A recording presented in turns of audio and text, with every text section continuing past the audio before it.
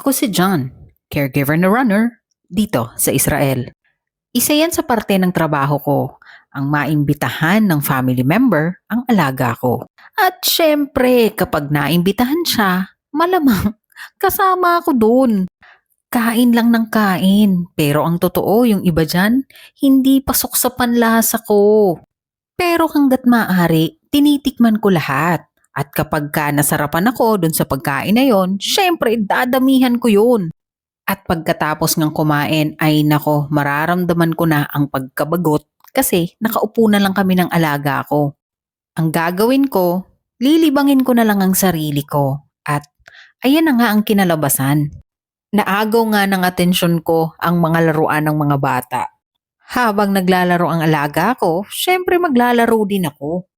Nadamay pa yung aso at nagitara na nga, pati tambol isinama. At paglabas nga namin, ayan naman ang mga nahagip ko. O, siya, sige na, uwi na kami.